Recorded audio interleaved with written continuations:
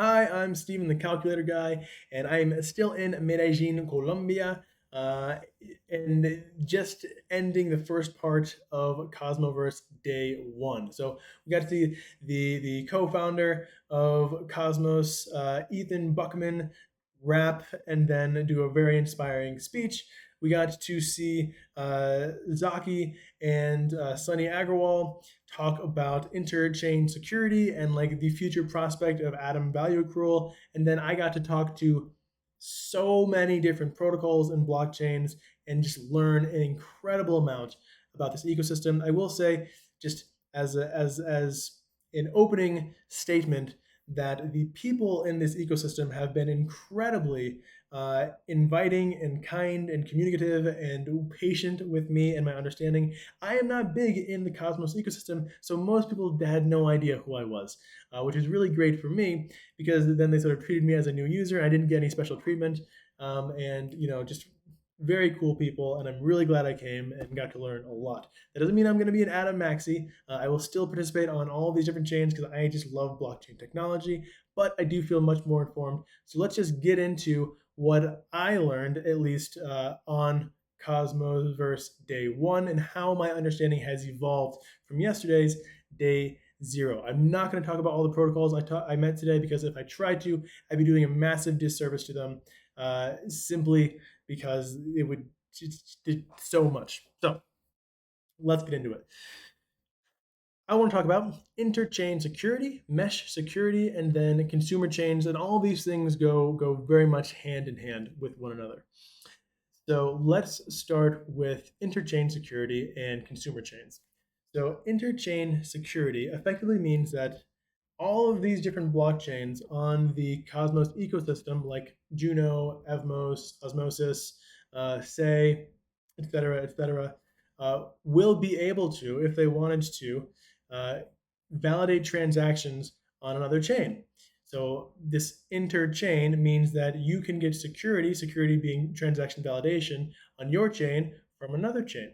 So an example of this, a very easy to understand example of this would be Neutron. So Neutron is a consumer chain. Consumer chains are very similar to L2s on EV on like other networks. So where the chain has its own sort of ledger and list of transactions, but the transactions themselves are not validated on that chain. They're validated on an L1. So for Neutron, all of their transactions are validated on the Cosmos Hub. That's a consumer chain. So anytime you hear consumer chain now in the Cosmos ecosystem, what that means is it's effectively this type of L2, this type of blockchain that while it has its own blockchain, it's not validating its own transactions. It's outsourcing the transaction validation to another chain, right? So that's consumer chain. That's also part of inter-chain security. Now, mesh security is like an example of interchain security. It's ramped up even more. And so this was presented by Sunny Agrawal, the founder of Osmosis, and he did an incredible job explaining it. And I'm probably not going to do anywhere near as good of a job as him, but I will do my best. So basically, V3 of mesh security is what he was presenting. And what it means is you have different blockchains, like again, Osmosis, Juno, Say, etc., that that give validation to each other's transactions. So let's say you're on Osmosis and you have Juno over here, and the governance proposals are such that they now are allowing mesh security. So now what can happen is a validator on Osmosis can choose to participate in validation on Juno without having a Juno validator. So they can now validate transactions from Juno. And now Juno might be able to validate transactions from Evmos, and Evmos can validate transactions from Say. And all of these validators can choose to participate in this mesh security. And why would they do that? Why would they want to expose themselves to additional blockchains? Well, if they do, the yield on those validators will increase. And I think that was sort of the thing that piqued my interest as someone who likes to make money off of validation. So it was the example was something like you will get an addition, like validators that participate in this will get something like an additional 5%. That number is mutable and this hasn't been voted on, but that was just sort of like the funny number thrown out as an example. So let's say you're on the Cosmos Hub, getting a nice 17% APR, and now a validator has the option to start validating transactions on these other chains, and if they do, it's going to boost them from 17% to 23%, right? That is clearly going to attract a lot of delegators, right? A lot of investors to go delegate on with that particular validator. So that like that's going to be a pretty interesting thing if it occurs. Now, what they also said is if you are a validator who's validating on multiple chains already, and let's say that you do participate in this, but you're delinquent on one of these two chains, you might get slashed on both chains or penalized on both chains. So it's also really incentivizing good validation and good validators. And like that, I think that's probably the extent to which I can explain it in a way that made sense to me.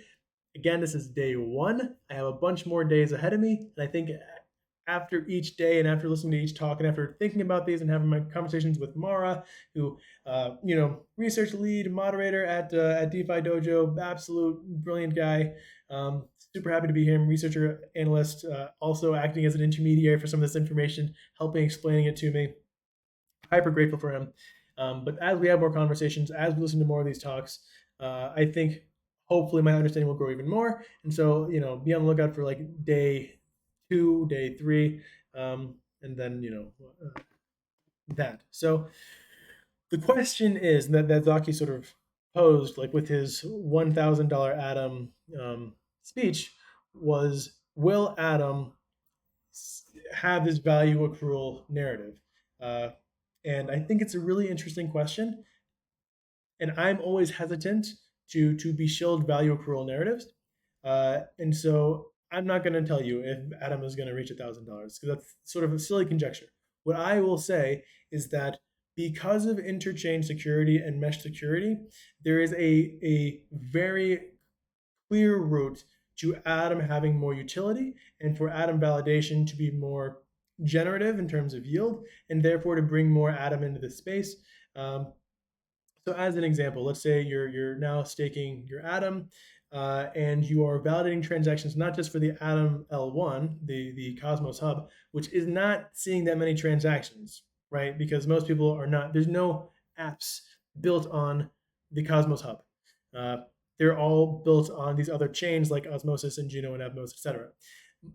But now, if other chains are sending their transactions to get validated on the Cosmos Hub, all of a sudden there are now tons of transactions on the Cosmos Hub and potentially tons of transactions fees being distributed to Atom stakers. This makes Atom staking slightly more enticing and maybe might push more narrative for Atom utility. That's one of the things that I was sort of convinced of in terms of just increasing the utility of Atom. Does that mean that Atom is going to 2x or 3x? I have no idea, right? I'm not going to speculate on that. All I will say is that is the narrative being pushed for additional Atom utility that I do think is a clear case for more Atom utility, right? Additionally, one of the things mentioned with this interchain security is that the chains may have to pay for this interchain security. So let's say that Juno wants interchain security from the Cosmos Hub. They may have to say, okay, we're going to give some amount of Juno incentives or emissions to validators participating in that.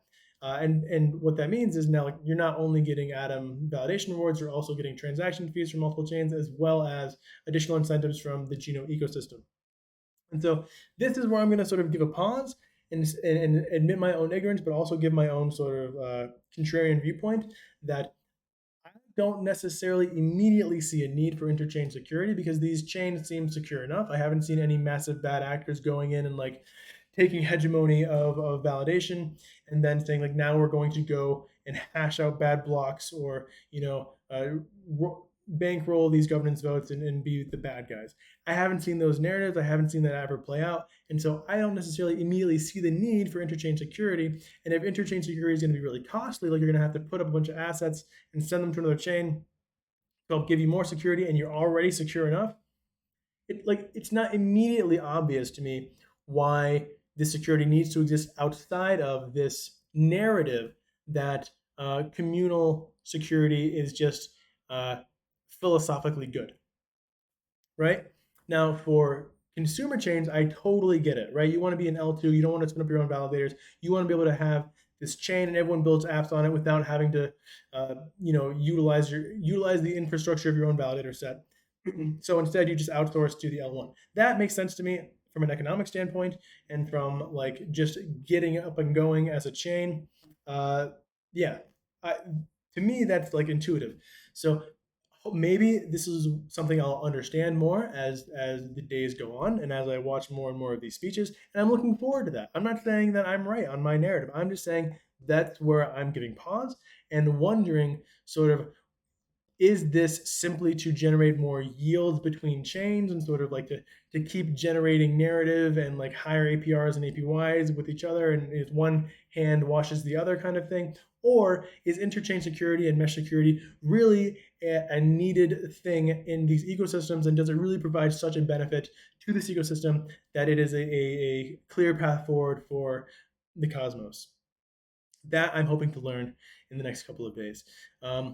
Okay, so that's pretty much it for the video. If you want to learn more and hear about the different protocols and blockchains that I met, and I think the value propositions that I'm seeing and the investment opportunities that I'm seeing from them, that's going to be in the DeFi Dojo with my Monday update.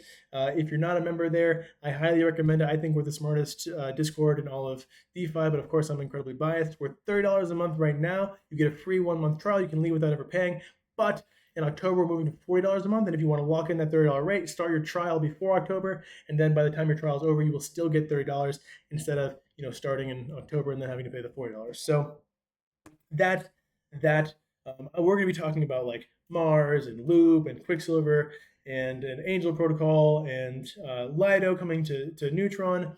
And all of the things associated with that. And I'm really excited. That's going to be an interesting video. But that's it for Cosmoverse Day 1.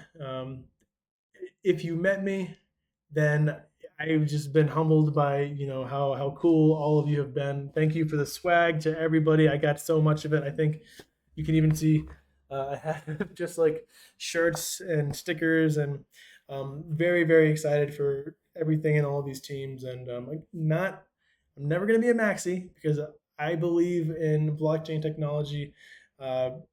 Just in general, but I'm very appreciative of the Cosmos ecosystem and very excited for the up and coming narratives. And that's all. Thank you for watching and have a wonderful rest of your